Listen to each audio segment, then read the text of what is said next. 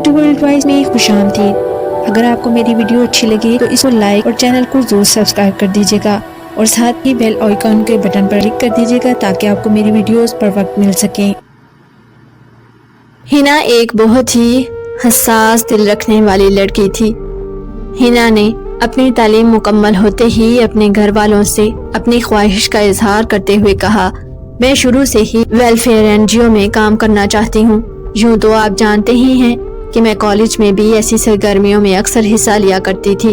اب چونکہ میرے پاس موقع بھی ہے اور ہمارے کالج میں ہی ایک بہت پرانی این جی او کام کر رہی ہے جس میں لوگوں کی خدمت کی جاتی ہے، میں چاہتی ہوں اب میں مستقل وہاں پر جاب کر سکوں۔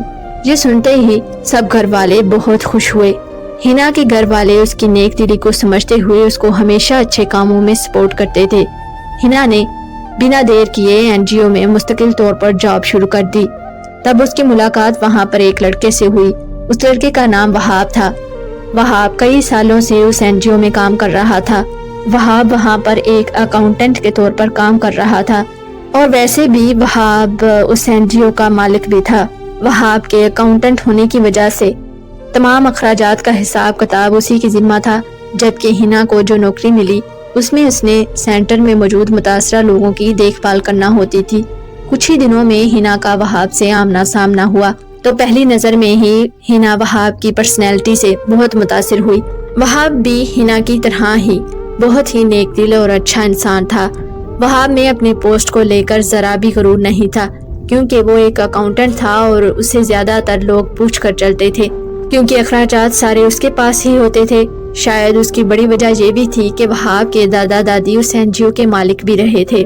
وہاب بھی ہنا کے جذبے کو سراہتے ہوئے اس کی تعریف کرنے لگا، کہنے لگا اس نے اتنی اچھی پڑھائی کرنے کے بعد فوراً سے این جی او میں جاب شروع کر دی۔ ہنا اپنی نوکری کو بہت ہی ایمانداری سے ادا کرتی رہی اور وہ وہاں پر موجود متاثرہ لوگوں کی بہت ہی دل سے خدمت کرتی تھی۔ کچھ ہی دنوں میں سب لوگ ہنا سے متاثر ہو گئے۔ آئے روز کئی ایسے لوگ بھی آتے جو کسی حادثے کا شکار تو نہیں ہوتے تھے، مگر جو ان پر بیتی ہوتی تھی وہ کسی روڈ حادثے یا کسی آسمانی آفت سے کم نہیں ہوتی تھی، یعنی وہ اپنوں کے ہی ڈسے ہوتے تھے، جن میں زیادہ تر لاوارث ماں باپ آتے تھے۔ ہنا ان کو دیکھ کر بہت ہی دکھی ہوتی تھی۔ دھیرے دھیرے یوں ہی وقت گزرتا رہا اور ہنا کو وہاں نوکری کرتے ہوئے 3 سال گزر گئے۔ اس بیچ اس نے کئی دل خراش واقعے دیکھے۔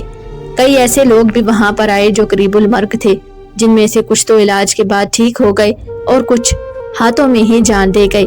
ایسے واقعات سب کو اندر سے ہلا کر رکھ دیتے تھے۔ ایک روز اس این جی او میں ایک ایسی ضعیف اور لاوارث عورت آئی جس کی حالت بہت ہی خستہ حال تھی اور اس کے بالوں میں جوئیں پڑ چکی تھی۔ کپڑے شاید اس نے سال بھر سے نہیں بدلے تھے اور کھانا تو شاید اس نے صرف پانی کے نام پر ہی پیا تھا۔ ہنا نے اس ضعیف عورت کی بہت خدمت کی اور وہ عورت بھی ہنا کو بہت دعائیں دیتی تھی۔ وہ عورت اتنی کمزور ہو چکی تھی کہ اس سے ٹھیک سے چلا بھی نہیں جاتا تھا۔ جب بھی اس نے کہیں جانا ہوتا وہ ہنا کو ہی آواز دیتی اور ہنا دوڑی چلی آتی، جبکہ ہنا کے علاوہ اس این جی او میں کئی اور لڑکیاں بھی کام کرتی تھیں، لیکن سب ہی ہنا کے اخلاق سے بہت زیادہ متاثر تھے۔ آہستہ آہستہ اس عورت کی طبیعت کچھ ٹھیک ہونے لگی، وہ پہلے سے حالت میں بہتر ہونے لگی۔ ہنا اس عورت کا ذکر اپنے گھر میں بھی اکثر جا کر کرتی تھی۔ ایسے میں اسے اس کی خالہ بھی بہت زیادہ یاد آتی تھی۔ اس کی خالہ کے ساتھ بھی کچھ ایسا ہی ہوا تھا۔ شاید وہ این جی او جوائن کرنے کی وجہ اس کی خالہ بھی رہی ہوگی۔ این جی او میں آئے ہوئے اس عورت کو 6 مہینے ہی گزرے تھے کہ اچانک سے اس کی طبیعت پھر سے بگڑنے لگی۔ اس کی بگڑتی ہوئی طبیعت کو دیکھ کر ہنا بہت ہی پریشان ہو گئی اور رونے لگی۔ ڈاکٹر نے بتایا کہ کمزوری صحیح طرح پوری نہیں ہو پائی، جس کی وجہ سے اس کے جسم کے مختلف اعضاء آہستہ آہستہ کام کرنا چھوڑ رہے ہیں، جبکہ آپ لوگ تو اس این جی او میں اتنا اچھا کام کرتے ہیں، جانے عورت کی خوراک کیوں نہیں پوری ہو پائی۔ یہ سنتے ہی ہنا بہت شرمندہ ہوئی اور عورت کو ڈانٹنے لگی، یہ کہتے ہوئے، آنٹی میں ہمیشہ نہ کہتی تھی آپ اچھے سے کھانا کھائیں، اور آپ ہیں کہ تھوڑا سا کھانا کھا کر کہہ دیتی ہیں بس مجھے اتنی ہی بھوک ہے۔ وہ عورت ڈاکٹر کے جانے کے بعد ہنا کو پاس بٹھا کر کہنے لگی، بیٹی تم نہیں جانتی میں نے کتنے دکھ سہے ہیں اور کتنی بھوک برداشت کی ہے، اب مجھ سے زیادہ نوالے کھائے ہی نہیں جاتے۔ یہ کہتے ہوئے اس نے ہنا کی کمر پر بہت ہی پیار سے ہاتھ پھیرتے ہوئے मजीद हिना से कहा, बेटी मैं तो कब की मर चुकी होती, लेकिन मैं आज जिंदा हूँ तो अपने रब की मर्जी के बाद सिर्फ तुम्हारी वजह से। मुझे तुम में अपनी बेटी नजर आती है, मुझे बिल्कुल तुम अपनी बेटी जैसी ही लगती हो। आज अगर मेरी बेटी जिंदा होती तो वो भी तुम्हारी जैसी ही होती और वो भी तुम्हारी तरह ही मेरी खिदमत करती। मैं जब भी तुम्हें देखती हूँ तो मैं तुम में अपनी बेटी तलाश करती हूँ। हिना ने उस औरत की आवाज में छुपे दर्द को अच्छी तरह महसूस किया, लेकिन हिना ने उनकी बात को काटते हुए उनसे कहा, अगर मैं आपकी बेटी हूँ तो आप माँ हैं। माँ कभी अपने बच्चों को दुखी नहीं देख सकती। क्या आपको मैं तकलीफ में नजर नहीं आ रही? आपकी इस तरह तकलीफ देखकर मुझे किस कदर दुख हो रहा है। वो औरत मुस्कुराने लगी और कुछ ही लम्हों में उसने हिना के हाथों में ही अपनी जान दे दी। यूं अचानक से उसकी मौत देखकर हिना फूट फूट कर रोने लगी और वहाँ पर सभी लोग उसके इर्द गिर्द जमा हो गए, जबकि उन लोगों में वहाब भी खड़ा था। वहाब यूं हिना का ज़ारो क़तार रोना देखकर बहुत ही हैरान हुआ। फिर उस औरत की तदफीन करवा दी गई। तदफीन के बाद अगले रोज वहाब ने हिना को अपने ऑफिस में बुलवाया और थोड़ी देर एनजीओ के मुलाजमीन के बारे में गुफ्तगू करने के दौरान उसने वहाँ पर मौजूद मुतासरा लोगों के बारे में बात की। फिर उस जिक्र के बीच ही उसने उस औरत का जिक्र छेड़ दिया। असल में वो हिना की इस कदर दिलचस्पी उस औरत को लेकर जानना चाहता था। उसने हिना से कहा, तुम्हारा इस कदर उस औरत से लगाव क्यों था? वैसे मैं जानता हूँ ये बहुत ही पर्सनल सवाल है और शायद मुझे पूछना भी नहीं चाहिए था, लेकिन मैं ये भी जानता हूँ तुम सब लोगों से बहुत लगाव रखती हो, मगर उस औरत से तुम्हारा लगाव कुछ ज्यादा ही था। क्या मैं इसकी वजह जान सकता हूँ? हिना वहाब का सवाल सुनते ही कहने लगी, जब तक इंसान खुद किसी दर्द से नहीं गुजरता वो किसी दूसरे के दर्द को नहीं समझ सकता। आप भी कुछ ऐसा ही समझें। कोई मेरे करीबी रिश्तेदार इस दर्द से गुजरा है जो लावारसों की तरह है और उसके दुख का कोई मुदावा नहीं कर सकता।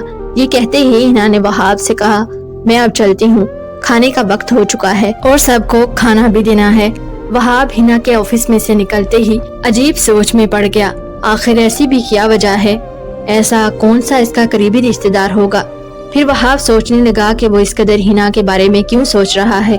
असल में वो हिना को पसंद करने लगा था, जिसकी सबसे बड़ी वजह हिना की रहमदिली और उसका इखलाक था। फिर अक्सर वहाब हिना को ऑफिस में बहाने से बुलाकर उससे एनजीओ के बारे में बात करता। हिना भी अब वहाब से काफी हद तक फ्री हो गई। फिर एक रोज हिना वहाब से उसके घर वालों के बारे में पूछने लगी। जब वहाब ने हिना का ये सवाल सुना तो उसकी आंखें नम हो गईं और वो कहने लगा, तुमने उस दिन ठीक कहा था, जब तक इंसान खुद किसी दुख से नहीं गुजरता वो दूसरे के दुख को कैसे समझ सकता है। असल में मेरे दादा दादी ही इस दुनिया में मेरा सब कुछ थे, मगर अब वो इस दुनिया में नहीं रहे। मैंने अपने वालिदैन को अपने होश में नहीं देखा। मैं तब 3 साल का था जब वो एक कार हादसे में फौत हो गए। हिना ये सुनते ही वहाब से अफसोस करने लगी और फिर कहने लगी, शायद इस दुनिया में हर इंसान आजमाइश काट रहा है और जिसको छेड़ो वो ही दुखी है। फिर कुछ दिनों बाद अचानक से उनके शहर के करीब ही मौजूद कई गांव सैलाब की नजर हो गए। इस वजह से उनका काम और बढ़ गया। हिना फिर से हमेशा की तरह बहुत बेचैन हो गई। इस बार उसकी बेचैनी की वजह हमेशा की तरह उसकी खाला थी, लेकिन वो तड़प रही थी। वहाब ने उसकी इस कदर बेचैनी को फिर से नोट करते हुए हिना को टोकते हुए कहा, तुम इस कदर हर बार जज्बाती क्यों हो जाती हो? हम तहम्मुल से सारे काम कर लेंगे और वैसे भी तुम्हारा काम एनजीओ के अंदर मौजूद लोगों की खिदमत करना है। मैं बाहर के सारे काम खुद देख लूंगा। लेकिन हिना वहाब से इस बात की जिद करने लगी कि उसने वहाँ पर जरूर जाना है, ये कहते हुए कि वहाँ पर कई औरतें होंगी और आप ये जानकर और हैरान होंगे कि वहाँ पर मेरे ननियाल वाले रहते हैं और मेरे घर वाले इस बात से बहुत परेशान हैं। उनकी कोई फोन कॉल भी नहीं आई और उनका फोन भी मुसलसल बंद आ रहा है। फिर वहाब ने उससे कहा, ठीक है, 2 दिन बाद हम लोगों ने वहाँ पर जाना है, जबकि तुम जानती हो हमारी टीम के कुछ मेंबर्स वहाँ पर पहले से ही मौजूद हैं। तुम थोड़ा तहम्मुल रखो। अगर तुम मुझे ठीक से एड्रेस और नाम पता बता दोगी तो मैं शायद कुछ मदद कर सकूं, मगर मसला ये है कि वहाँ पर किसी का भी फोन नहीं लग रहा, इसलिए 2 दिन तक सब्र करो, यही बेहतर होगा। फिर अगले रोज हिना जब सेंटर में आई और वो बहुत ही उदास थी, वहाब के ऑफिस में सीधा ही चली गई। वहाब उसे यूं देखकर हैरान हो गया और उससे पूछने लगा, क्या बात है? हिना ने वहाब से कहा, असल में मेरे ननियाल में से मेरे सब मामू लोग वहाँ से हमारे घर आ चुके हैं। वो परसों से ही रवाना हो गए थे, लेकिन मेरी खाला वहाँ से नहीं आई। ये कहते हुए हिना रोने लगी। वहाब ने फिर हिना से कहा, तुम्हारी खाला, क्या उनका कोई और नहीं? तभी हिना ने वहाब से अपनी खाला के बारे में जिक्र करते हुए उनकी सारी दास्तान सुनाई। हिना ने कहा कि उसकी खाला का शौहर उनकी जवानी में ही इंतकाल कर गया था और उनके ससुराल वालों ने उनको वहाँ से निकाल दिया। जब वो अपने मायके आई तो उनके वालिदैन ने यानी मेरे नाना नानी ने उनको अलहदा से घर बनाकर दे दिया ताकि वो वहाँ पर रह सकें, क्योंकि मेरी मामियों और मामू का उनके साथ रवैया ठीक नहीं था। वो उन्हें मनहूस समझते थे। जाने हम लोग इतने संगदिल क्यों हो जाते हैं। एक तो अगले पर पहले ही आजमाइश होती है और हम बजाय उसको सहारा देने के उसकी मजीद आजमाइश को बढ़ा देते हैं।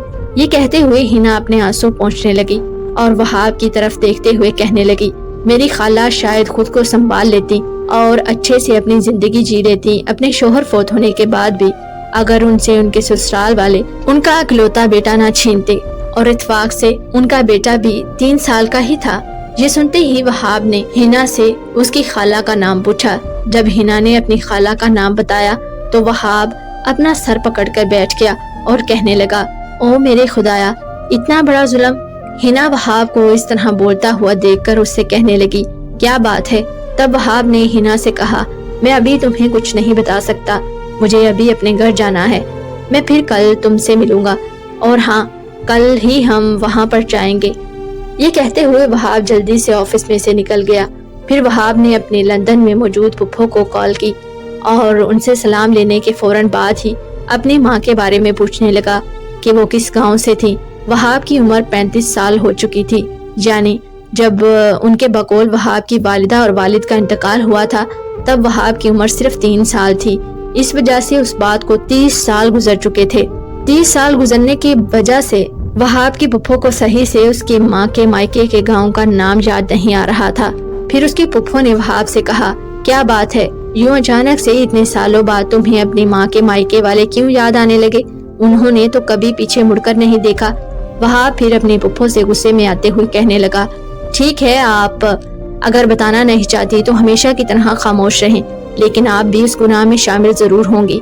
मैं खुद ही अपनी माँ को तलाश कर लूंगा। ये सुनते ही वहाब की फुफ्फो के दिल में जाने कहां से हमदर्दी जागी और उन्होंने वहाब के नाना का नाम बताया, क्योंकि उन्हें गांव का नाम सच में सही से याद नहीं था, लेकिन उन्हें वहाब के नाना का नाम याद था। फिर वहाब ने इतनी सी मालूमात लेकर शुक्र किया, क्योंकि बाकी तो कुछ कड़ियां उसको मिल चुकी थीं। इसलिए उसने अगले रोज ही हिना को साथ लिया और उस मुतासरा इलाके में चला गया। वहां पहुंचते ही वो हिना से कहने लगा, तुम्हें अपने नाना का नाम याद है? हिना वहाब का सवाल सुनते ही मुस्कुराने लगी और उससे कहने लगी, ये कैसा सवाल हुआ? भला किसी को अपने नाना अब्बू का नाम नहीं आता होगा? जब उसने अपने नाना का नाम वहाब को बताया तो वहाब उसका हाथ जोर से पकड़ते हुए कहने लगा, मुझे अभी अपनी खाला के घर ले जाओ, बस मुझे और कुछ नहीं मालूम। हिना वहाब से कहने लगी, तुम्हें यूं अचानक से क्या हो गया है? लेकिन वहाब उसे मुसलसल एक ही बात किए जा रहा था। फिर वहाब हिना से कहने लगा, मैं खुद एक एनजीओ चलाता था, लेकिन मैं खुद कैसे इतने करीबी और प्यारे रिश्ते को ढूंढ नहीं पाया। बहुत मुश्किल से जब वो दोनों हिना की खाला के घर में दाखिल हुए तो हिना की खाला बहुत ही बुरी हालत में एक चारपाई पर बैठी थी। वहाब उनको देखते ही उनकी तरफ लपका। हिना की खाला ने अपने बेटे को पहचान लिया और उसे लिपटकर ज़ारों की तरह रोने लगी। हिना को कुछ भी समझ नहीं आ रहा था। फिर जब वहाब ने रोते रोते अपनी माँ को पुकारा तो हिना समझ गई कि वहाब ही उसकी खाला का बेटा है। फिर वहाब अपनी माँ से लिपट लिपट कर रोते हुए अपनी माँ से पूछने लगा, माँ तू किधर चली गई थी? मैंने कितने आंसू बहाए तुम्हारी याद में। वहाब की वालिदा उसके आंसू पोंछते हुए कहने लगी, मुझे यकीन था कि अल्लाह मेरी जरूर सुनेगा और मैं मरने से पहले अपने बेटे को जरूर देख लूंगी। आज 30 साल बाद मैंने तुझे देख लिया।